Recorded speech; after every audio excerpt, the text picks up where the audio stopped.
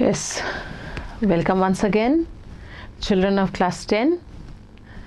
This is Nasrin Begum, assistant teacher of Burdwan Model School, once again present before you to take a class on democratic politics part 2. This is your book on civics, and today I will start with chapter 2, that is federalism. The previous day when I was there with you online for the online classes, I have done with you power sharing, and today the chapter which I am going to start with is federalism. Now first of all, let us understand the meaning of federalism.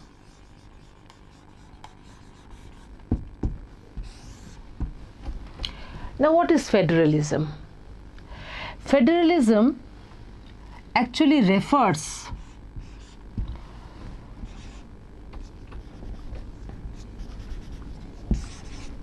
to a state. State in this sense, state means a country actually.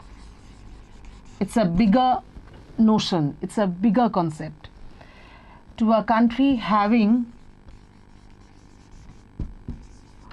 two sets of governments.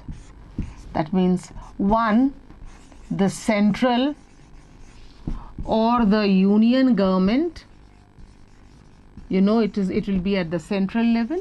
Another is the state government, state governments actually, because there are several states and every state is having their own individual state government.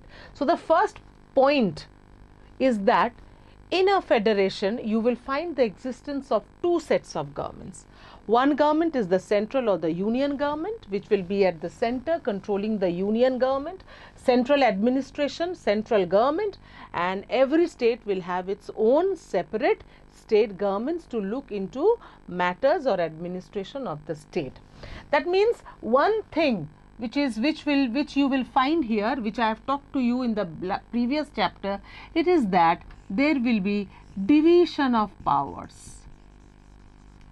Division of powers, and this division of powers will be there among the two sets of government which I have told you just now.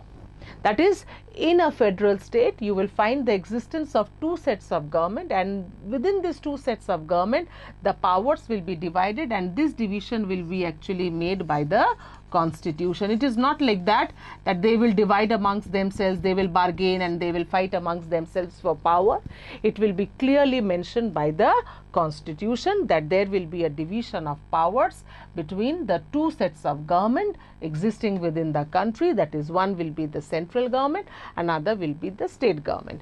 Now before teaching you what is a federal government, I just need to tell you something about the very opposite of a federal state also.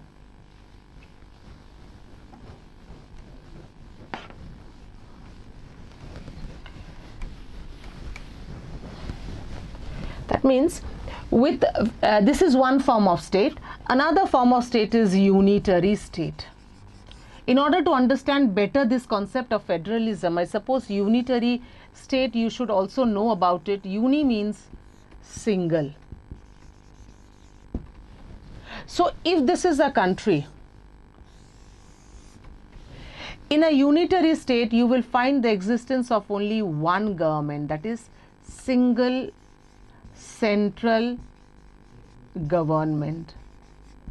And above every country, there is the constitution, and this constitution has given all the powers to this one government, and this government will exercise control over all parts of the country, which means that in a unitary state you find the existence of only one government, and the constitution has given all the powers to this single central government or the union government, which will be administering or governing each and every part of that particular country.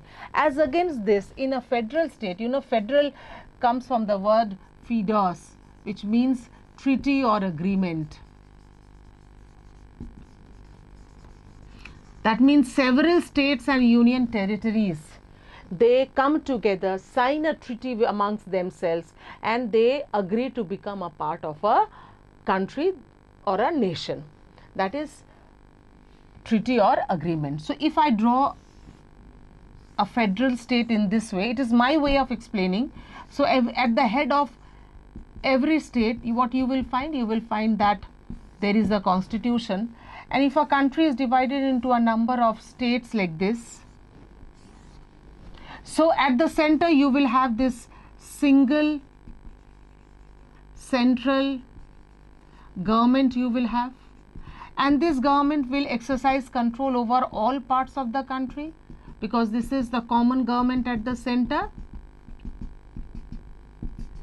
And together with that, every state will have its own state government. Every state will have its own state government. Every state will have its own state. So you can see that the people of the country will be under two governments. One will be directly by the center and another by the state government. Everywhere you will find the existence of a particular state government together with the central government. That means in a federal state you find the existence of two sets of government, and the people in a federal state, they are always under the control of two governments, one directly by the center and one of the state to which they are a part or the other state where they reside. That means the state where they live. And obviously there you will find what I told you before, you will find a division of powers. And this division of powers will be made by the constitution among the single central government and the state government, so that there is no clamor, no conflict, no tussle, no hustle between the two sets of government. Because if you open the constitution of a federal state, you will find that it is clearly mentioned in the constitution that this will be the powers of the central government and these will be the powers of the state government. So with this, I suppose you have understood a bit that what is a unitary state and what is a federal state. As we are dealing with a federal state, so I thought it my responsibility to at least talk to you about a unitary state, because both are opposite forms of state.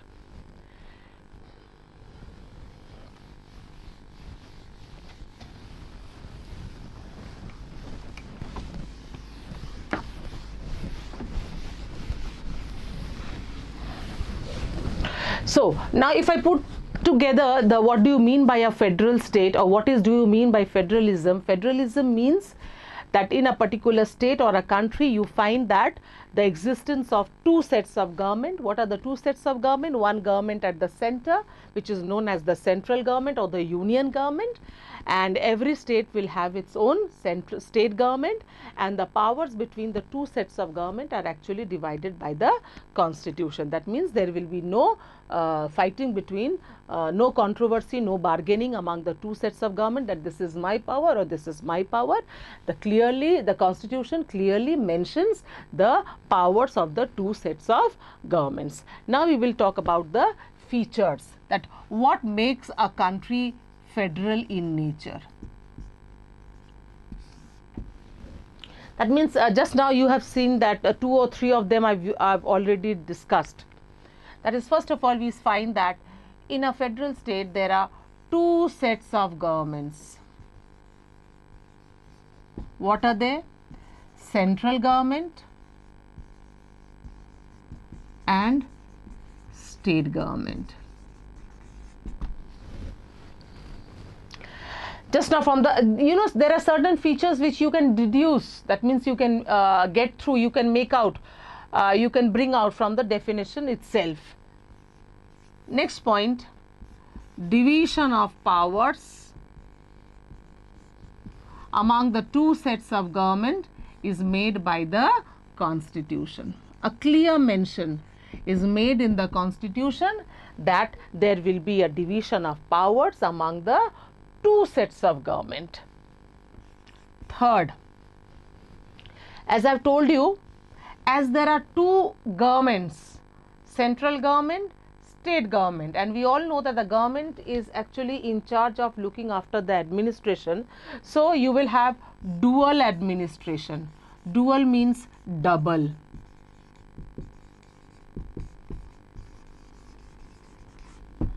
double administration or dual administration. Dual means two, double. One administration directly by the central government, another by the state government of their respective states. Fourth one, dual citizenship. Dual citizenship, that which means that in a federation, people are given two citizenship. One of the nation. Dual citizenship means one of the nation or the country to which one is a member, and another one is of the state to which one resides. That means one is of the country and one of the state to which a person belongs. So you get dual citizenship.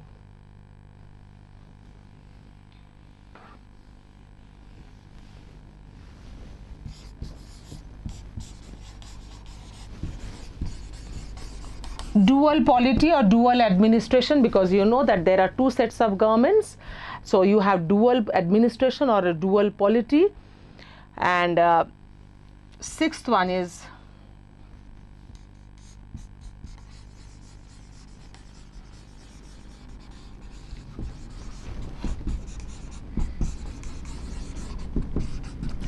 independence of the judiciary. This is very important point in a federation, because the judiciary, which is the third organ of the government, should be kept completely independent. Why? Because the legislature, the other two organs of the government, that is the government is made up of three organs. Government has three organs: legislature, executive, judiciary. So whenever there are problems with these two organs, so the matters are resolved in the judiciary.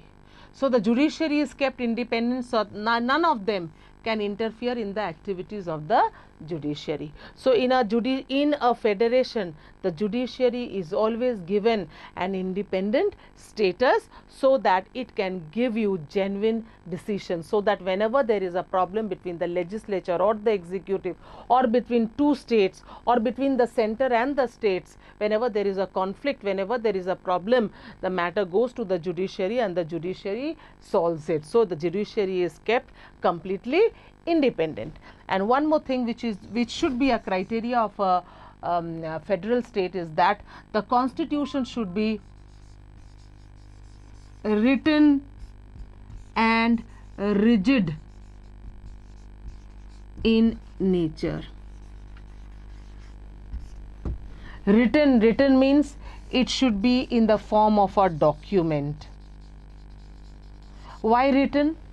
Why in a federation the constitution must be written in nature? Written means all the laws should be put in the form of a document. Why is this required? So that the powers among the two sets of governments are clearly mentioned, clearly written, that these are the powers of the state central government and these are the powers of the state government. None of the government can quarrel amongst themselves that this is my power, this is my power, for this year I will enjoy these powers, I will exercise these powers, so that there is no conflict, no quarreling among the two sets of government. So the constitution must obviously be written with clearly specifying the powers of the two sets of government. Rigid. What do you mean by a rigid constitution? A rigid constitution is a constitution which cannot be changed easily. Rigid means, we all know that rigid means something very stable, something which cannot be changed very easily whenever required. So the constitution in a federation is kept rigid, which cannot be changed. Why this particular thing has been introduced? Why? Because whenever the central or the state government wants these two governments, they cannot change the cannot change the constitution whenever they require. If the central government feels that I want to change the constitution for my interest, then the state government will also say that why should I be lagging behind? Now let me come forward and I will also change a part of the constitution. then imagine there are so many states in India, and if every state goes on changing the constitution, then what will be the value, what will be the authenticity of the constitution? So keeping in mind these difficulties, you know, the constitution has been kept written and rigid in nature. So there are, I have told you, as many as 7 features of a constitution, sorry, 7 features of a federal state, as per the maximum marks which you get in your board examinations is for 5 marks. So if a question comes that mention any 5 features of a federal state, you can mention any 5 features from amongst the 7 I have shown you. I suppose these are very easy and you can remember. And some of the striking examples of a federation are USA, then you have Mexico, then you have Canada. There are many states, but the striking example which we take is USA. We always try to explain federalism with means of with the help of USA as a reference. So you can put USA as a whenever you are writing an answer, or Mexico, whichever state you want to put as an example of a federal state. Now many of them will be having a question amongst them. On the other part of the screen, I do feel that why is India not put into it, wherever when in India you have 2 sets of government, when you are having division of powers here, why is India not put into? Because we all know that the people of India, we have 2 sets of government, one at the central government which is run by the BJP government, and in the state, for example, if you are living in West Bengal, we are having a government by the TMC. So we are having 2 sets of government. So why India is not falling into the category of federalism? Why Miss has not put the example of India? Why not India? So now for having these kinds of queries, I'll be answering you this just now.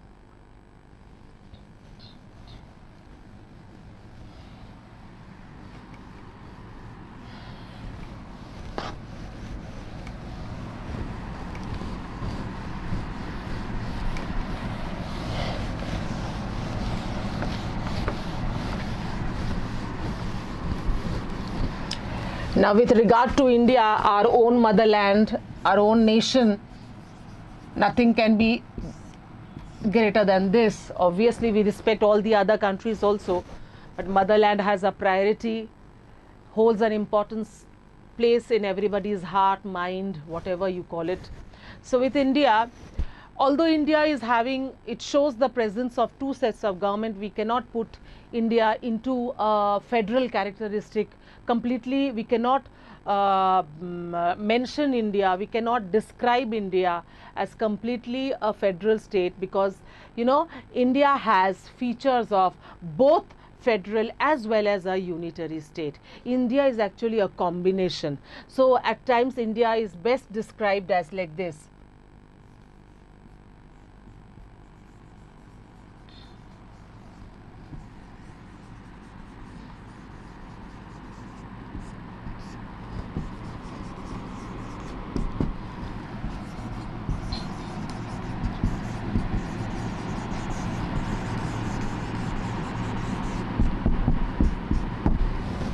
A federal structure with a unitary spirit. From here only you can understand that there are 2 words used together. It is for this reason I have made you, I've given you a slight glimpse of a small definition of explanation of what is a unitary state. So India shows characteristics or portrays characteristics of both a federal state as well as a unitary state. So you cannot altogether describe India as a federation, because it is a combination, and at times it can also be described as a quasi-federation. It can also be described as a quasi-federation. Quasi means semi, half. Quasi means half, semi. So India is described as a quasi-federation or a federal structure with a unitary spirit. Now I will try to discuss it with the features which India has in order to prove it to be a federal structure with a unitary spirit. Now you will see what are the features which of India First of all, we'll see the features which make India a federation. Features which make India a federation. First of all, we'll see this here. Two sets of government. Together with that, next one, division of powers is there. In India, you have a division of powers between the two sets of government by the constitution. If you see that Indian constitution is the written one, together with that partly rigid.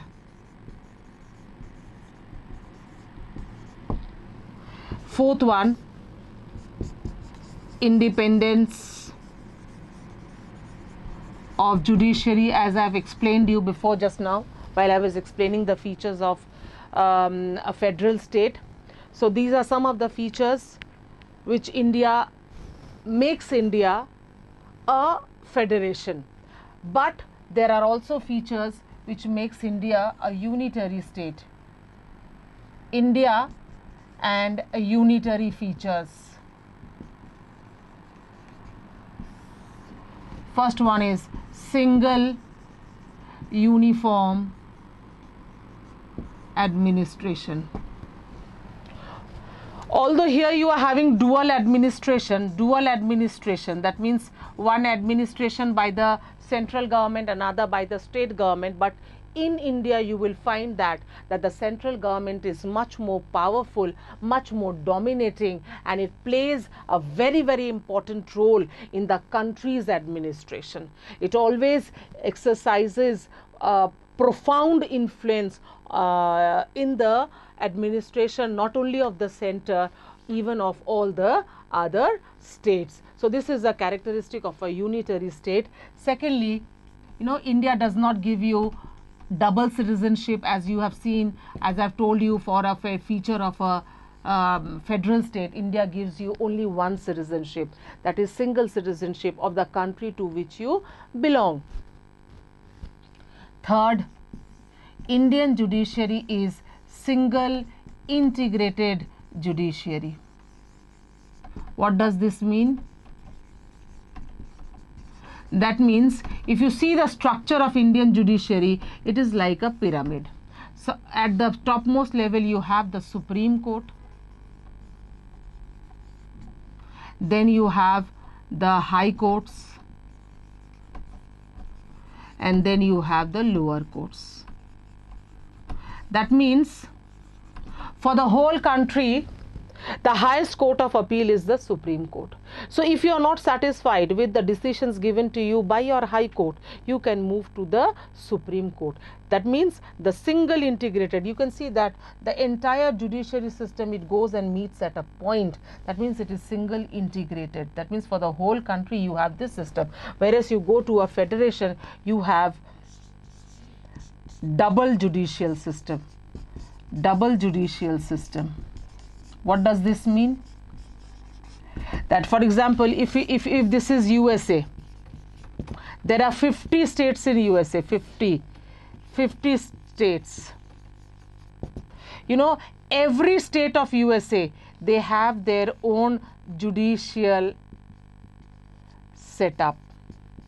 Judicial setup means they all have their own highest court or apex court. Then after that, whatever courts they have, every state have its own setup. They don't need to go to the Supreme Court like we go all the time, because whatever matters of individuals or people of that state, they are resolved in that particular state only. They don't need to go like us to the Supreme Court. As we say sometimes, I did not win in the High Court, but I will see you to the Supreme Court. Let me take the matters to the Supreme Court. But here you don't need that. Every state has its own set of judicial setup. Yes, you will ask me, Miss USA does not have a Supreme Court. Yes, it has a Supreme Court. Supreme Court is there, but it is not to look after the matters of the people of the state. If, for example, there is a problem between two states, or if there is a problem between the central government and the state government, there is a clash, whenever there is a matters with regard to impeachment of the president, vice president, judges of the Supreme Court, so then all these matters, you know, they are actually dealt in the Supreme Court. Otherwise all the other matters are dealt by the separate judicial system which is given to every state. In India, you see, we having single integrated judiciary. So from here only you can see that India is actually showing, India is actually portraying, India is actually describing, India is actually a culmination of, or a combination of features, of characteristics of both federation. I have shown you India as a federation, India as a unitary state. From this you can see that India is having characteristics of both a federal state as well as a unitary state, and so it is well defined that India is structurally federal. Yes, structurally federal, because if you go by the structure, there are two sets of government, but there are certain characteristics which are like that of a unitary state, so it is said to be a unitary spirit. So with this we come to more or less whatever part of today's lesson. So we have seen what is a federation, and in a very short I have shown you that what is actually a unitary state, so that you can understand what is a unitary state and what do you mean by a federal state. We have discussed what is a federal state. We have discussed with the features of a federation. We have now finally we have discussed as why India is not completely regarded to be a federal state, why although India has two sets of government, and so we see the characteristics of India which says that India is a federal structure with a unitary spirit. And again and again I'm telling you that when you are giving an example for a federation, be very careful that don't put the example of India, as from here only you can understand that India is not a thorough federation or a typical federation. If you want to give USA, Mexico, these are all thorough federations. They are typical federations. You can put their example, and I suppose up till this much which I have taught you, it will be of great help to you, and see you in the next class. So enjoy your life and be safe and stay at home. Thank you.